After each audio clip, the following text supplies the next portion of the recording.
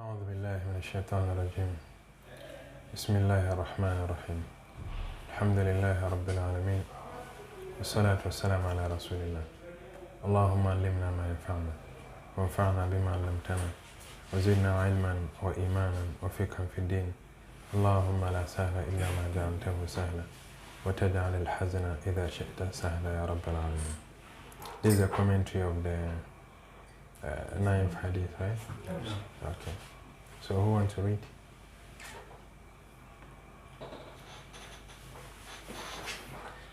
أعوذ بالله من الشيطان الرجيم. بسم الله الرحمن الرحيم. عن أبي هريرة عبد الرحمن بن صخر رضي الله عنه قال: سمعت رسول الله صلى الله عليه وسلم يقول: ما نهيتكم عنه فاجتنبوه وما أمرتكم به فأتوا منه ما استطعتم فإنما أهلك الذين من قبلكم كثرة مسائلهم واختلافهم على أنبيائهم. رواه البخاري ومسلم. Okay. This hadith. So, please, do we have different reports of the hadith? Yeah, yes. Okay. Because the one I learned, they were like, an Abi Hurairah, Abdul Rahman bin Sakhar. Bin. Radiyallahu ta'ala anhu qala. Yeah. It's correct. Yeah, it's correct. But here they said Sami'tu Rasulullah sallallahu alayhi wa sallam yaqul. So we will mention something about the difference between an Abi Hurairah radiyallahu anhu qala and then Sami'tu Rasulullah sallallahu alayhi wa sallam. So here he said qala, and then what follows? He said Sami'tu Rasulullah. Okay. So there's no difference here. They were like, Radiyallahu ta'ala anhu qala.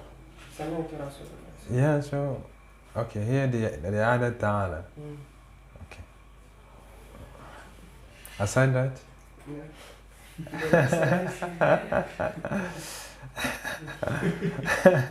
So again, they said I should go and find the correct source. Okay. وعن أبي هريرة رضي الله عن أبي هريرة عبد الرحمن بن صخر رضي الله عنه.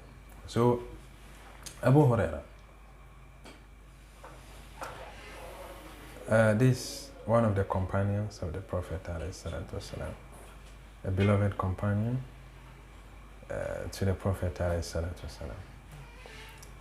Also a symbol of knowledge, right? The leading hadith narrator, the man who preserved the sunnah of the Prophet for the generations to come. So his kunya, Abu Abdurrahman.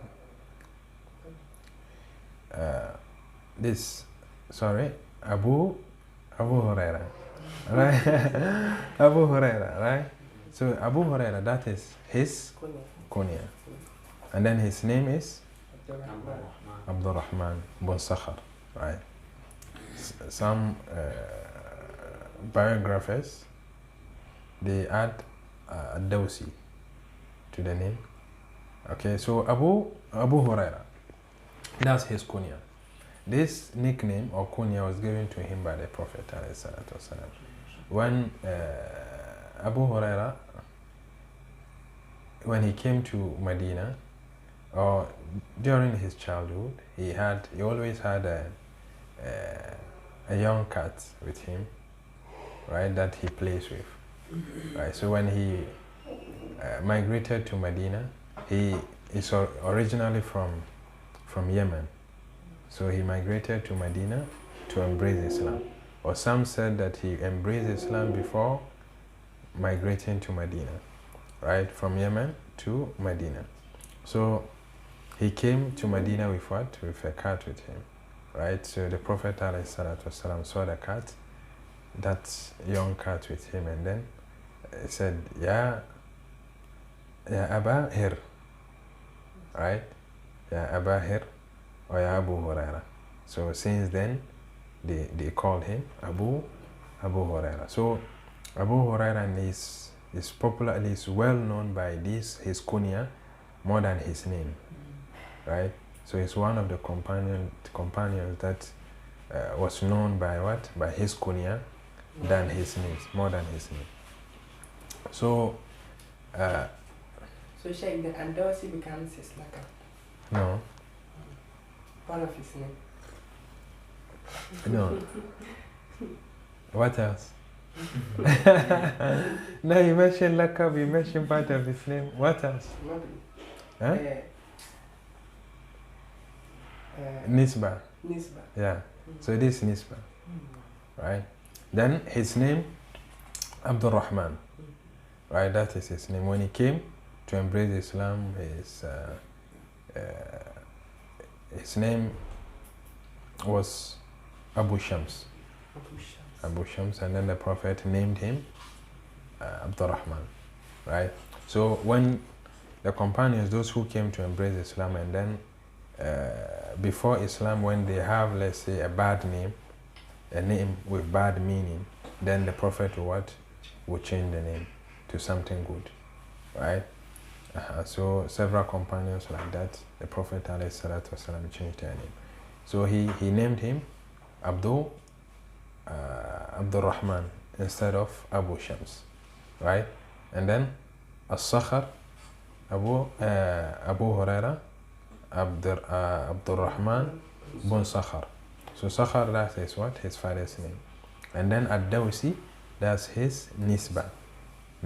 So this Nisba, Ad-Daws, is a tribe in Yemen, right? Ad-Daws. So Ad-Dawsi, from the tribe of Ad-Daws. So Abu Hurairah, he embraced Islam in the 7th year of Hijrah. In the 7th year of Hijrah. So how long did he be with the Prophet? So when did the Prophet die? The age. No. If I say when did he die, I didn't say when. At what age did he die? When did he die? He died in The year? sorry. No, he was born in the year of Hajj. 6. No, I don't need Gregorian calendar. Hijri. Hijri. Yeah. Okay, and then this one, the 10th year of Hijri. No. The 11th. Yeah, 11th year. Yeah. Okay. Yeah, 11th year. But he spent, so when many people hear that he died in the 11th year, then they think he spent 11 years in Medina. But that's not the case. When you calculate, in which month did he arrive in Medina? In Rabiul Awwal, right? No. So in Rabiul Awwal, and he died in Rabiul Awwal. Okay. So it's what? Exactly 10 years. You get it? Do you get it? No. Like he arrived in Medina in March and died in March, right? So it's what? Complete year. You don't look at the months and say, oh, okay. So it's what? Exactly 10 years. Is it clear? Okay. So so how long did he be with the Prophet after he embraced Islam? Abu Hurairah? 10 years. 10 years. 3. No, Abu Hurairah embraced Islam in the 7th year. So 3. Of Hijrah. Yes, of Hijrah, not Gregorian. Then of 4 years. 4 years. Are you sure? See, the Prophet migrated and he spent 10 years in this one. Yeah. And he died the 11th year of Hijrah. 11th Yeah. year. And Abu Abu Hurairah. Hurairah came to Medina. He Seventh started Islam year. in the 7th year of Yeah, Hijrah. yeah, Then so 3 4 years, years. because the 11th year wasn't completed. yeah. So 3 years. 3 years. Yeah, something. Yeah, 3 years.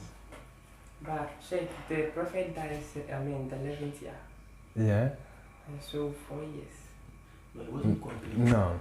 It was in the very day that he died. Okay, It wasn't okay. complete. Okay, So it has to be like 3 years and some months. You get it? Yeah, I understand. So how many years? 3 years. Yeah, so Abu Hurairah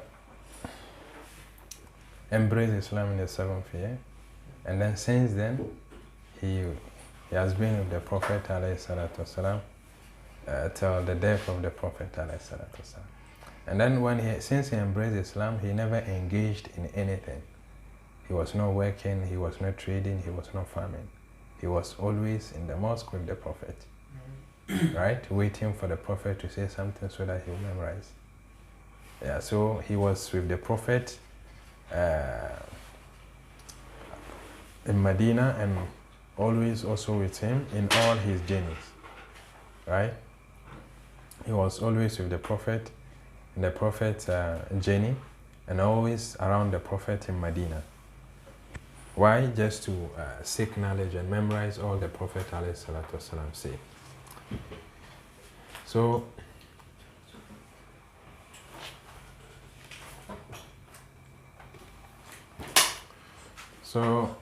he continued like that till the death of the Prophet. He will always be around the Prophet, and then as we said, he did not engage in trading and farming because the Muhajirun, those who migrated from Mecca to Medina, they were businessmen in Mecca. So when they came to Medina they continued their business. So most of them were always in the market. And then the Ansar, they also have their farms, right? So Medina is a farming community. So they were always in their farms. But Abu Hurairah and some companions of Ahl Sufa, they were always around the Prophet, learning about the religion, right? So once Abu Hurairah complained to the Prophet that he forgets whenever he memorizes something, or whenever he hears something from the Prophet, he forgets. So the Prophet ﷺ prayed for him for what? For a strong memory. So since then, when Abu Hurairah memorized something, he never forgets. Until after the death of the Prophet, there was a ruler, a Khalifa, by the name Marwan bin al-Hakam.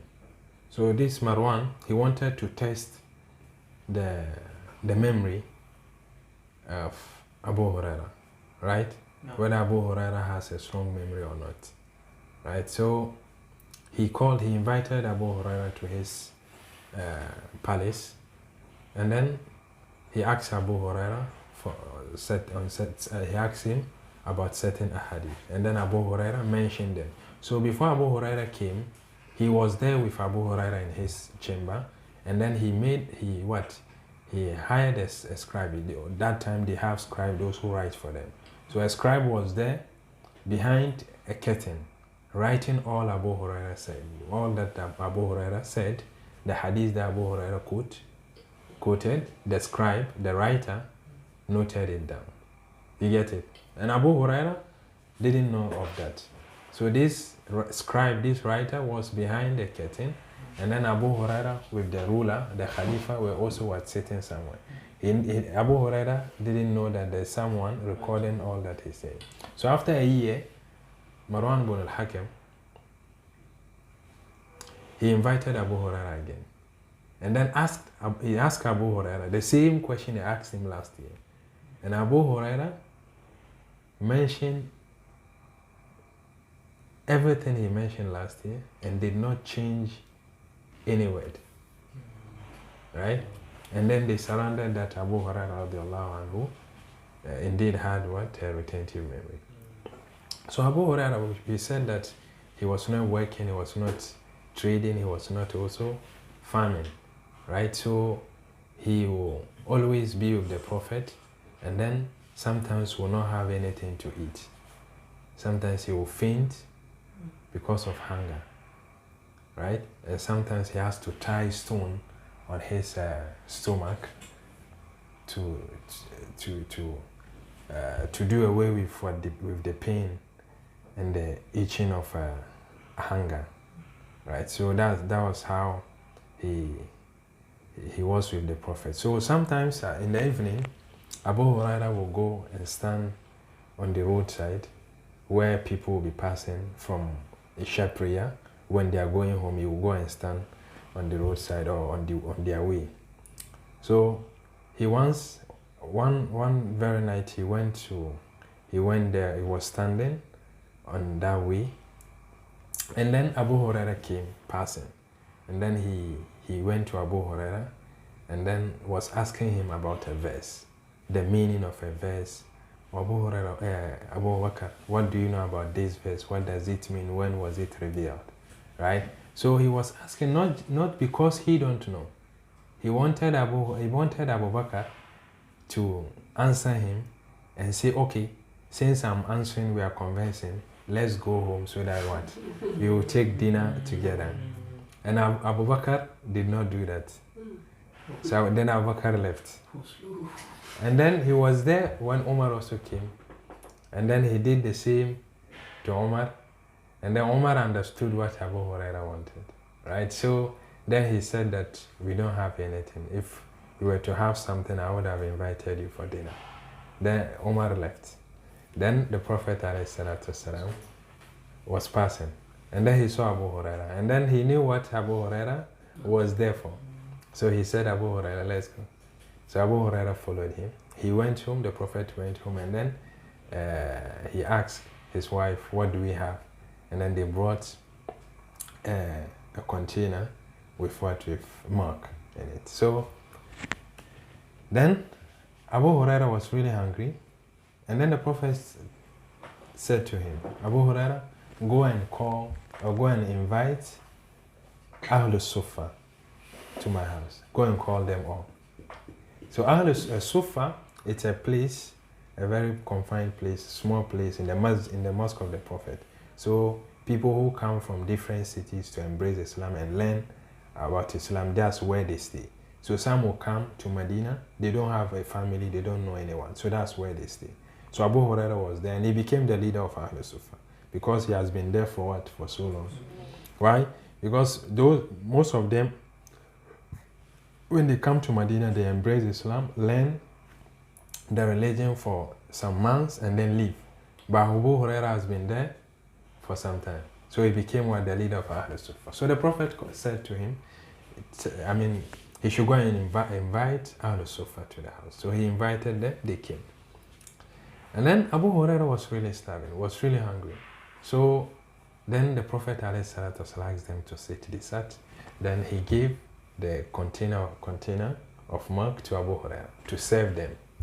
So Abu Hurairah served each one of them. So he gave this for the person to drink until he's satisfied. So when he's satisfied, he gave the container back to Abu Hurairah. So that's what he did till he get to the end, and then the Prophet was there, then it left with Abu Hurairah. So the Prophet also took his share from the milk and then gave to Abu Hurairah. And Abu Hurairah was really starving. So he gave it to Abu Hurairah. He said, Okundu wa sharab. He gave it to him to drink. He said he should squat and then drink. So he squatted and then drank. And then after drinking for some time, he wanted to return give the container back to the Prophet. And then the Prophet said, drink again. And then he wanted to give it to him again. He said, drink again, drink.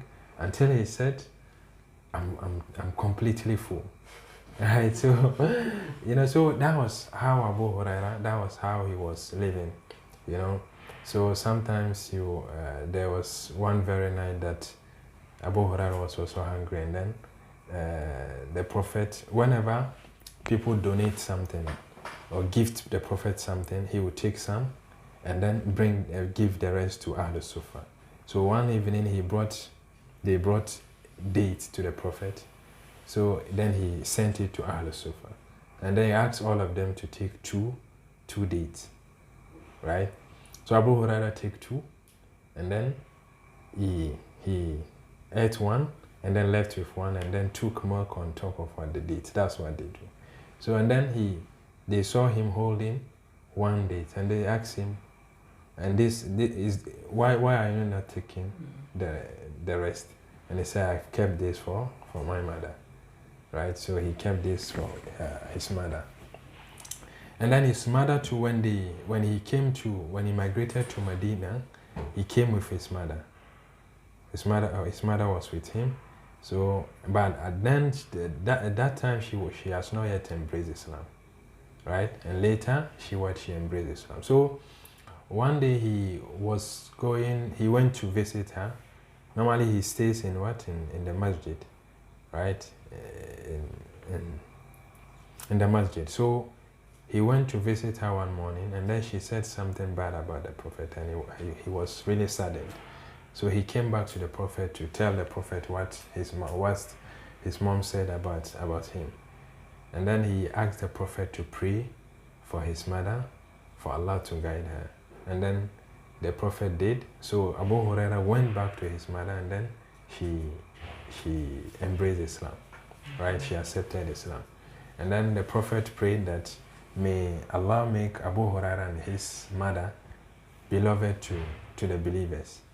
So Abu Hurairah will always say that no believer will hear about me unless he will love me.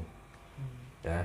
So, and Abu Hurairah, he's one of the leading hadith narrators, right? He narrated.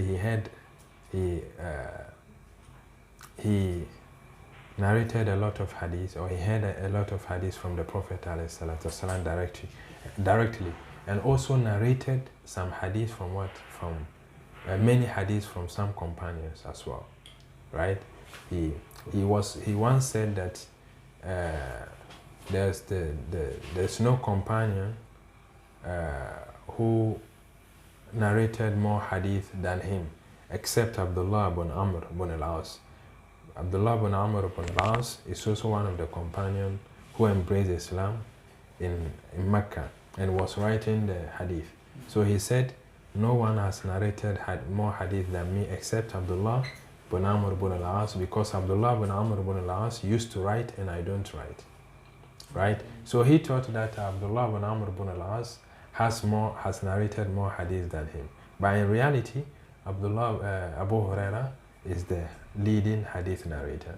And then later, after the death of the Prophet, he became very, very rich.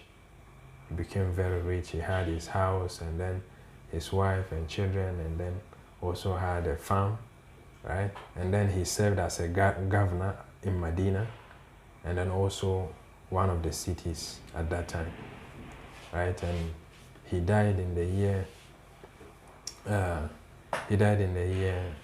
58. He died in the year 58. One day, Abu Hurairah went to the marketplace and saw people trading, buying and selling.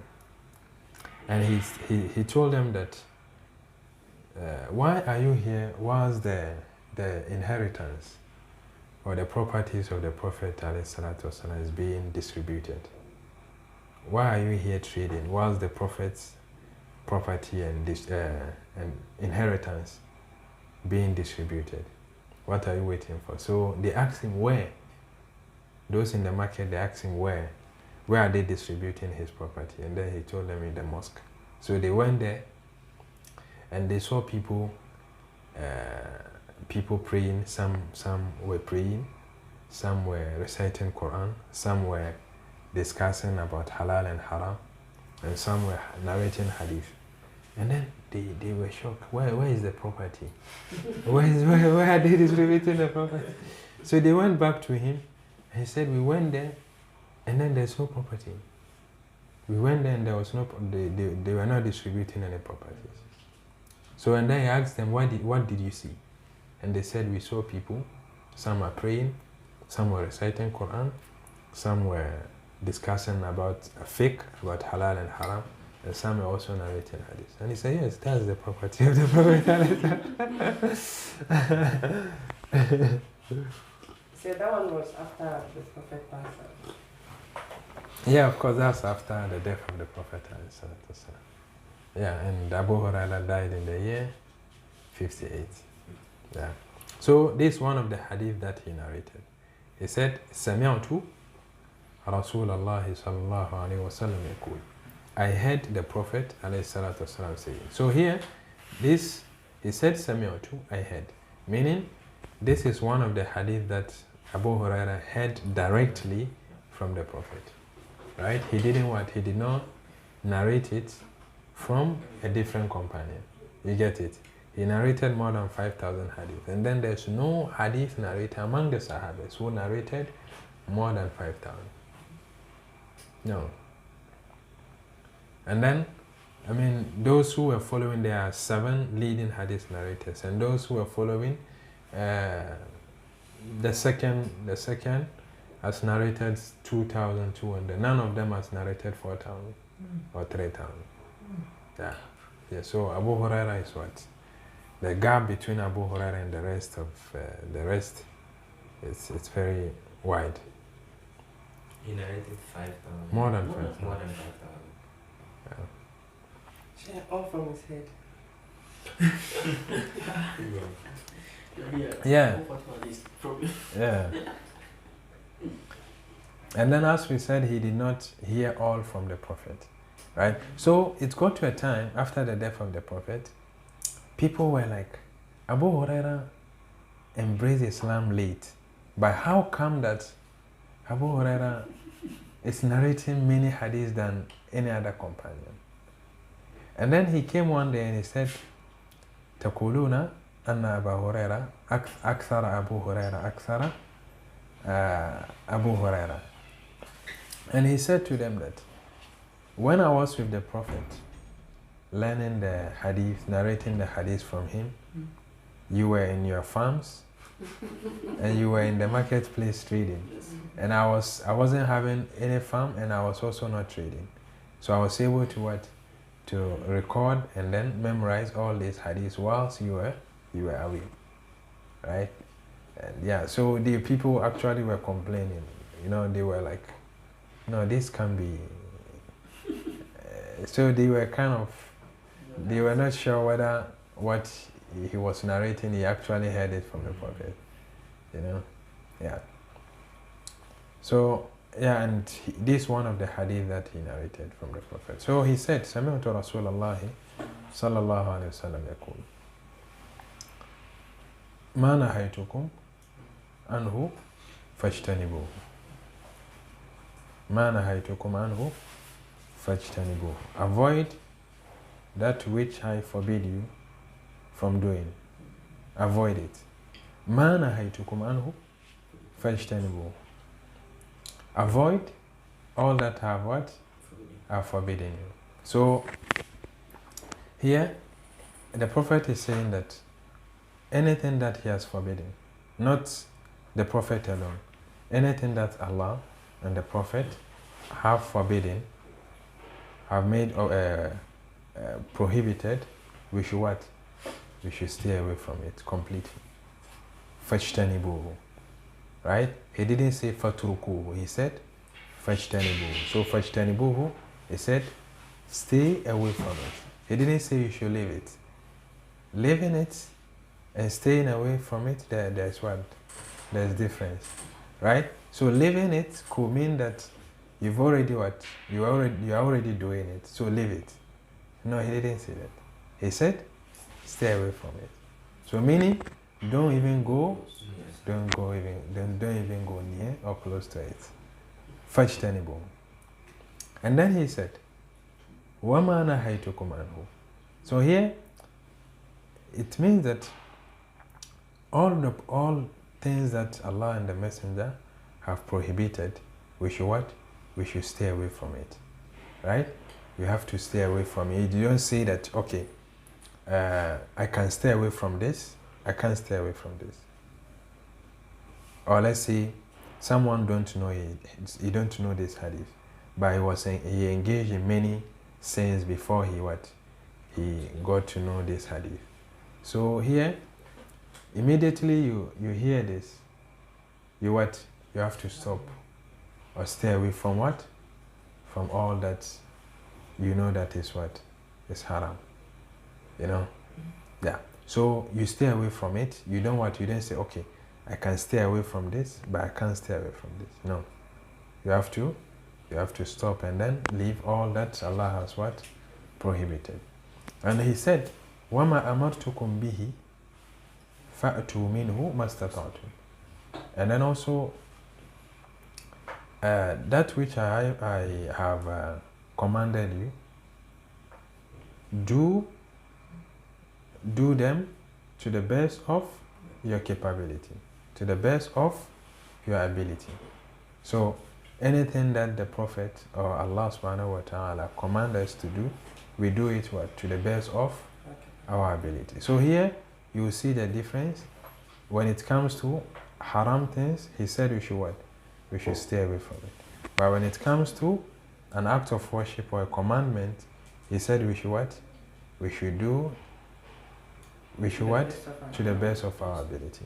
Now we will come to that. But what does it mean we should do it to the best of our ability? Here, some may think that, okay, since Allah said we should do it to the best of our ability, okay, for prayer, let's say Salah, I can only sit to pray. So even if the person is saying, okay, I'm fit, but Allah said, do it to the best of our ability. So this is what I can do. So that's Ramadan. But, you know, this is not the meaning of the hadith. It means that any act of worship that Allah or the Messenger command us to do, anything that they've obligated on us, it's something within our ability. Right? That the 5 daily prayer, it's what? Within our ability. The fasting of the month of Ramadan is within our ability. Paying of zakah is within our ability. Going for hajj and zikr and all the commandments. It's what? It's within. You get it? So there's nothing, you can't say that this is what? This is beyond, or this is above or beyond my capability. So therefore I will not do it. No. But there are certain situations where there's kind of lenience, right? There's kind of lenience on what? On certain obligatory acts. Like when, you know, we remember we discussed in our lesson, Aqidat al-Fiqh Matan al-Ashmawiyya, we discussed about tayammum, right? And then we said that tayammum, the initial commandment is what? To perform ablution. But if you can't find water, then you what? You perform tayammum. But when you have water, is it permissible to perform tayammum? No. You get it? So the tayammum that you perform is what? Is ease that Allah has what?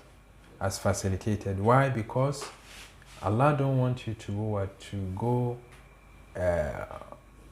to do something your capability or beyond your ability in searching water. Because when you search water around you in your area that you can't find, then you perform tayammum, right?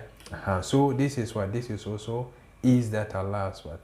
Allah has facilitated, right? But if there's water, you can't say that, no, I can't. But if, let's say, you have a lot of injuries in your body, right? And then you can't use the water to what? To perform ablution. We discussed this, right? There are what? There are a lot of bandage here on your arm or a certain part of your body. So what do? You wash where you can wash and then rub the rest.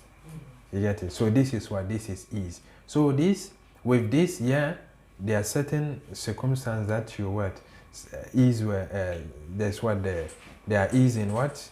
Allah has eased certain commandment or certain actions. You get it? If you can't find water, do tayammum, right? If there's water and then you have injuries, you can't use the water, what do? Use the water on the part of the body that you can and then rub the rest. You get it? When it comes to prayer, you are sick, you have waist pain and all that, you can't go for ruku', but you can stand. What do? Stand, recite Fatiha, recite Surah. When it gets to ruku', sit and do your ruku' and do your sujood. You get it? But because you can't do ruku', doesn't mean you should sit throughout. You understand? So you do what you can do, and then the thing that is beyond your ability is pardoned. You what? You leave it, do what you can do, and then leave the rest, right? So you use the ease that Allah has facilitated on things that are beyond your ability. You get it?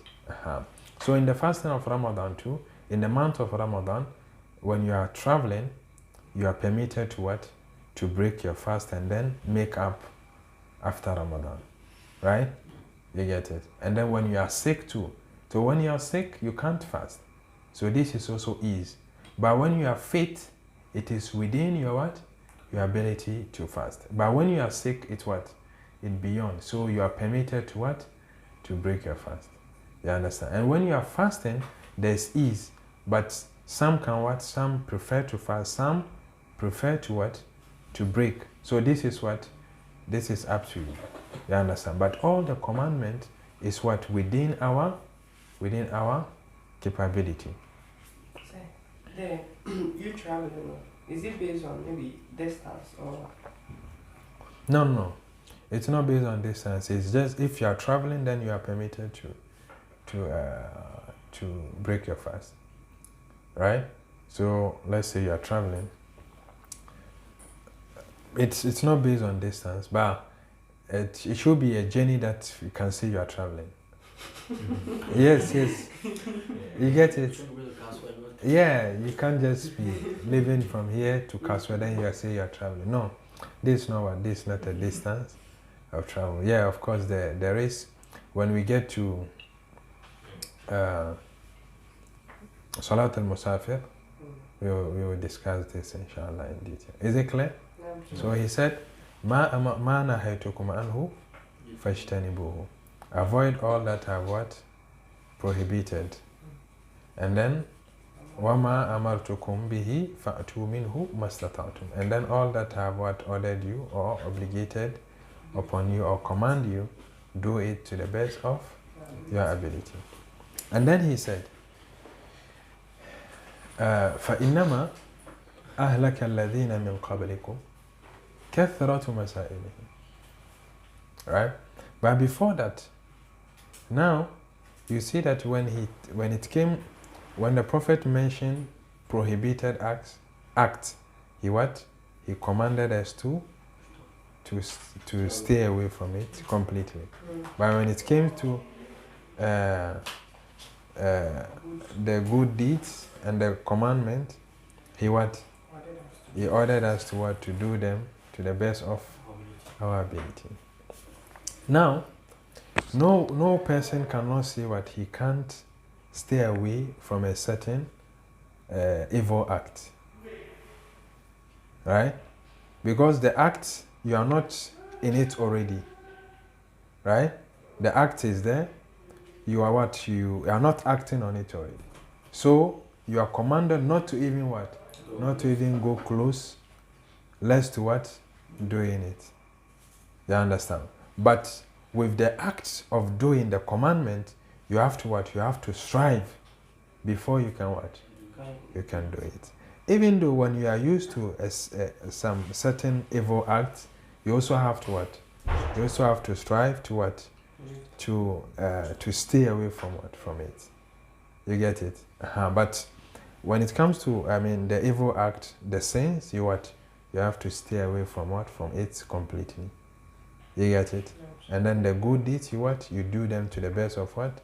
Your ability. As Allah said, فَاتَّقُوا اللَّهَ مَسْتَطَعْتُمْ. Fear Allah, be mindful of Allah to the best of your ability. Right? So here, let's say, fear Allah to the best of your ability. Let's say, in a year, you can get up at night 7 times. Right? Do that. Right? So the little that you can do it. That's what. That's just your ability that you can. Don't belittle it. You get it. So and also here, what I command you to avoid all that I ask you not to do. Right? This you find the approach of the Quran saying that do not go close to what? Close to certain acts. right? Like he said, وَلَا تَقْرَبُوا مَالَ الْيَتِيمِ إِلَّا بِالَّتِي هِيَ أَحْسَنُ. Do not go close to what? To the properties of the orphans, right? Do not go close. Meaning, do not squander it, right? Unjustly. So he didn't say, do not spend it. Don't go close to it. If you know you can't what?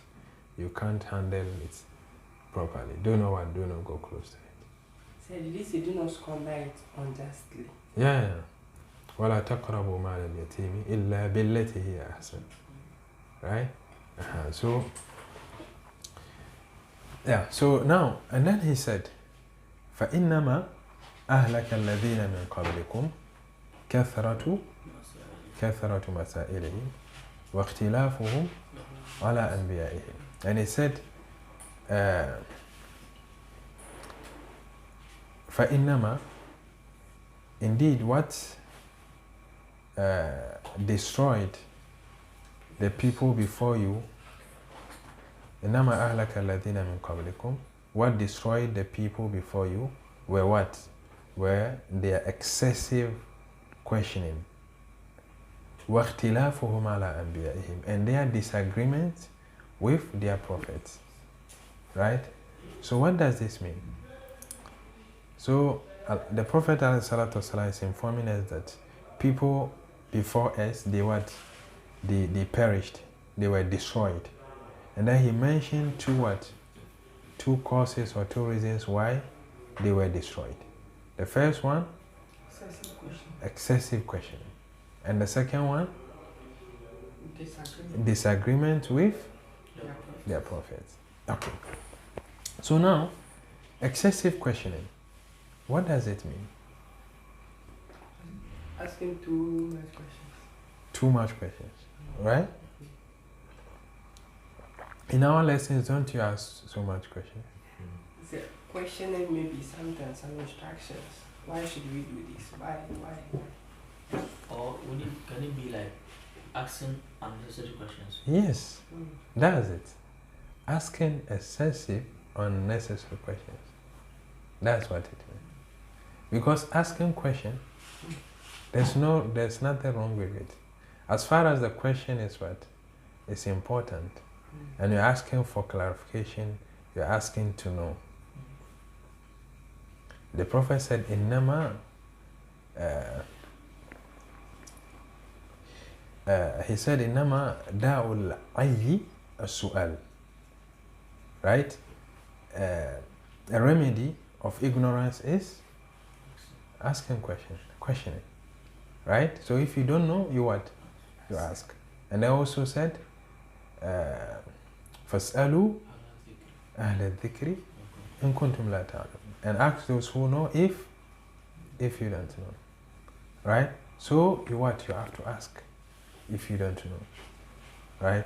So Aisha radiallahu anha said, نِعْمَ النِّسَاءُ نِسَاءُ الْأَنصَارِ لَمْ يَمْنَعْهُنَّ الْحَيَاءَ أَن يَتَفَقَّهْنَ فِي الدِّينِ.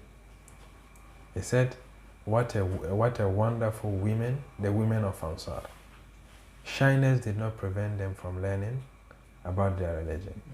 Meaning they used to go to Aisha, they used to go to the wives of the Prophet to ask them about certain issues concerning their religion. Right? So this is to tell you that questioning is what? Questioning is good. Ibn Abbas, one of the companions of the Prophet, he was asked, how did you learn this vast knowledge that you have? He said, بِلِسَانٍ سَؤُولٍ وَقَلْبٍ عَقُولٍ. He said, I gathered all this knowledge with what? With a lot of questioning and with what? With attentive, with what? With active memory. Right? He was asking so much questions, but important questions, of course. And then with what? He was not also what? He was not absent-minded when asking these questions. Right? So he was able to memorize and learn all these things, benefit from what? From his questions. So here, كثرة مسائلهم, it means excessive, unnecessary questions. So and then Allah has given us example of this. So these excessive, unnecessary questions, they lead to what? Disagreement. Yeah, they lead to what? To disagreement. So you find the examples that Allah has given, they are examples that in the question itself, it comes with what? With something more difficult, a difficult answer or a difficult situation. Right? Then at the end, it's what? It ends in what? In a disagreement between the people themselves, and then between them, the people, and then their prophets. You get it? So for instance, when you look at the story of Baqarah, in the chapter of Baqarah, the prophet, they came, a man was murdered, and then they came to Musa alayhi salatu wasalam to tell them who killed that person. And then Allah revealed to Musa to tell them to sacrifice a cow. Right? And then they said Musa, أتتخذنا هزوا. He said, إذ قال موسى لقومه إن الله يأمركم أن تذبحوا بقرة. قالوا أتتخذنا هزوا. Oh Musa, are you making fun of us? You know, this is also what? This unnecessary what? Question. Are you making fun of us?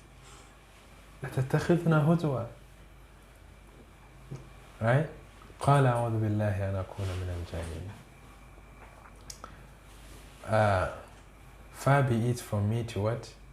To be among the ignorant ones. And then he said, so Allah commanded them to what? To sacrifice a cow. So here, any cow at all, just get the cow and sacrifice. But what happened? They said to Musa, قالوا ادع لنا ربك يبين لنا ما هي. Pray to your Lord, O Musa, to explain to us, to make it clear to us, which cow should we slaughter? Just slaughter any cow. But they said no. Which cow? Allah should explain.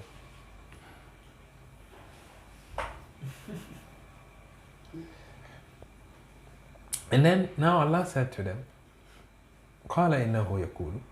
So now Musa is responding. إنه يقول إنها بقرة. I said, أوان بين ذلك ففعلوا ما تؤمرون. Right? He said, a cow, neither virgin or old. In between, middling between, and the middle age, you know. Yeah. Not old, not virgin, meaning not too young. Right? Middling between these two ages, right? Middle age cow. Then they did not suffice with this. This should be enough, right? But they did not suffice with it. They said also, قالوا ادع لنا ربك يبين لنا ما لونها. Then they said to Musa, oh Musa, pray to your Lord. Ask him which color, that cow that we should slaughter, which color should we slaughter? So another description. So whenever they ask unnecessary question, they what? There will be additional feature. Right? So now, the additional feature here, قال إنه يقول إنها بقرة صفراء. Okay, now Allah is saying you should slaughter what? A middle-aged cow, a yellow, a pure yellow. Right? So now this cow they were not able to find. It belongs to only one person. It's only one person, one farmer who has that cow. Right? So they searched for it. They were not able to. A middle-aged cow, a yellow cow too. Sure. So now they did not also suffice with this. They asked again. Then they said, قالوا ادع لنا ربك يبين لنا ما هي إن البقرة شابه علينا وإنا إن شاء الله لمهتدون. Then they said, oh Musa, pray to your Lord for us to explain to us which cow. Cows are more alike. Most cows are what? Are alike. So he should explain to us which cow. Inshallah, we find guidance from such explanation. From all these explanations, she did not find guidance. So then there's also an additional what? Description here. That cow, that yellow middle-aged cow, should not be for what? For farming. Yes. Some cows are purposefully there for what? For her. So you should not get any cow like that. Right. And then later they what? They slaughtered. And then so what happened when they slaughtered, they were commanded to what? To take a piece from what? From the cow and then hit it on the corpse, on the deceased, the dead person. So Allah gave him back, Allah gave his life, he resurrected him to what? To tell them who killed him. And then he died. Right? So when you look at the pattern of these questions, they are unnecessary questions. Right? And then the description kept what? Increasing. Right? Difficulty after difficulty. You get it? So, also with Musa, his people also said to him, Allah said, وَجَاوَزْنَا بِبَنِي إِسْرَائِيلَ الْبَحْرَ فَأَتَوْا عَلَىٰ قَوْمٍ يَعْكُفُونَ عَلَىٰ أَصْنَامٍ لَهُمْ قَالُوا يَا مُوسَى اجْعَل لَّنَا إِلَٰهًا كَمَا لَهُمْ آلِهَةٌ. So Allah said we brought the children of Israel, we brought them to the other side of the river, right? Because when they were in the city where Pharaoh is, Pharaoh was what? Punishing them. So when Allah crossed, when they crossed that river, that river, when they got there, Musa has to what? Musa has to strike for the sea to what? To pave a way for them. So after they've crossed, they went and met people worshipping idols. Now Allah just saved you from Pharaoh. And you went and saw people praying, worshipping idols. They said to Musa, Ya Musa, ij'al lana ilahan kama lahum aliha. Oh, make for us a God as these people are having. And those people are different. Yeah, they are also different. It's a different community. So now they've crossed the sea from one end to the other. They are in a different community. So they were walking and they saw people worshipping idols. So they told Musa, ij'al lana ilahan kama lahum aliha. Right? So, and also when you look at the story of Isa and his people, they also what? They also made what? Such request and demand. They said to Isa, Allah said, قال الحواريون يا عيسى بن مريم هل يستطيع ربك أن ينزل علينا مائدة من السماء قال اتقوا الله إن كنتم مؤمنين. Right? They said to Isa, can your Lord send down a table spread with food from heaven for us? Yeah. So this, you can see it's unnecessary demand, right? It's a necessary demand and also a challenge. You get it? Unnecessary demand and also a challenge. So what happened when you look at the story of Musa and his people, it's these necessary questions caused what? Disagreement between them and then the prophet. And also Isa, when they asked him, then they said, then Allah responded. So Allah responded, he said, وَقَالَ اللَّهُ إِنِّي مُنَزِّلُهَا عَلَيْكُمْ فَمَنْ يَكْفُرُ بَعْدُ مِنْكُمْ فَإِنِّي أُعَذِّبُهُ عَذَابًا لَا أُعَذِّبُهُ أحدا من العالمين. His Allah said, yeah, okay, yes, you demanded for this, requested for this. I will send a table of food from Jannah, from heaven, for you to eat, but with one condition.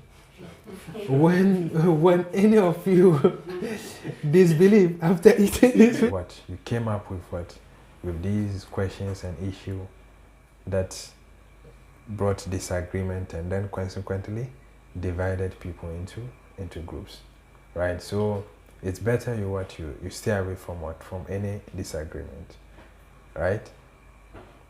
So the Prophet said, اقرأوا القرآن ما ائتلفت قلوبكم فإن اختلفتم فقوموا. Recite Quran as long as you don't disagree. Immediately you disagree, you should what? You should disperse. Yeah, you should leave the place. Immediately you disagree, don't remain there. Just leave. Because this disagreement will lead to what? To division. You get it? So it's better we always focus on things that benefit us and benefit people, and not to engage in unnecessary questioning and then disagreement. Yeah, I get it. Yeah. So when you see,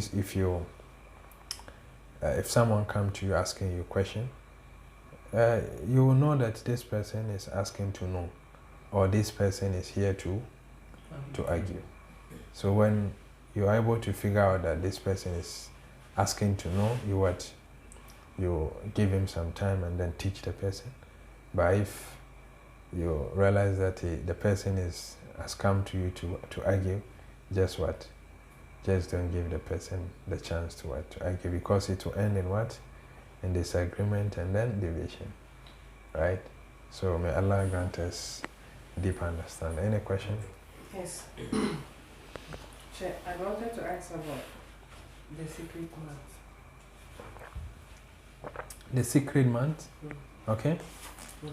So what's the importance of the secret month? Okay, so Allah said, Minha arbaatun hurum.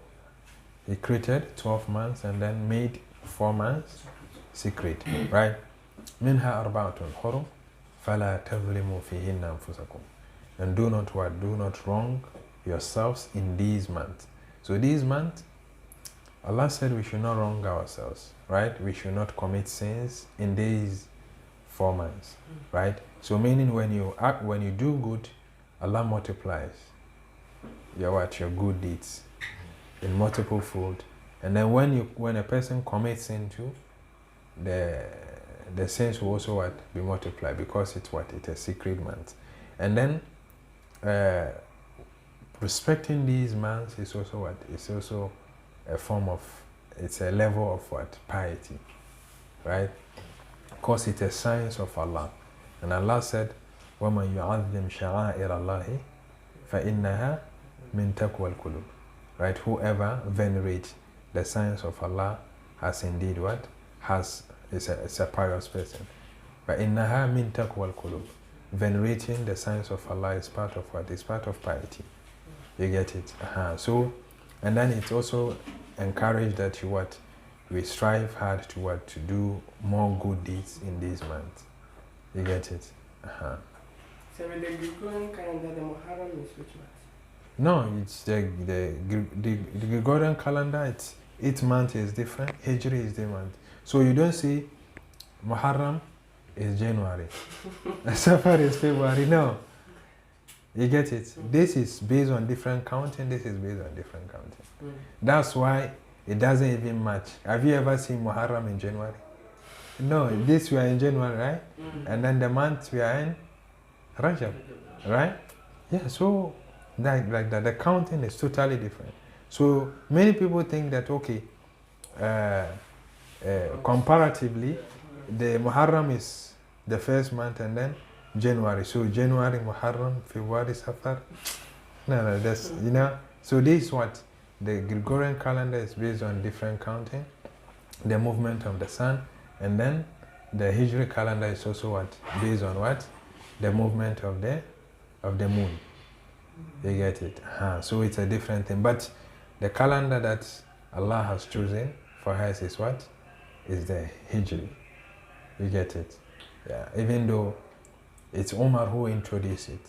But the concept of the Hijri calendar was there before the introduction. So the introduction of this Islamic calendar or the Hijri calendar by Umar, he introduced where the point of starting, right? The starting point. Where do we start counting the Hijri? Right? Then he made it what? The migration of the Prophet from Mecca to Medina. You understand? But aside that, the Ramadan, we still use the moon to determine the beginning and then the end. Right? Like that. You get it? So currently we are in the secret month. Yeah. We are in a secret. Yeah. You get it? May Allah accept it. Any other question? My question is on abolition side. Okay. Yeah. You see, to get a time, there's no water around. But the water you have maybe is in a container where you hear some scent, like soap or oil. So is it considered to use that water for ablution or you just go for that? So now, when let's say you can't find water, right? You can't find any other water, but you have one water in a jerrycan, in a gallon, in a jerrycan or container, and then that water is purposefully for what? For drinking. It's a drinking water for you. And you don't have any other water except that. You don't use it for ablution.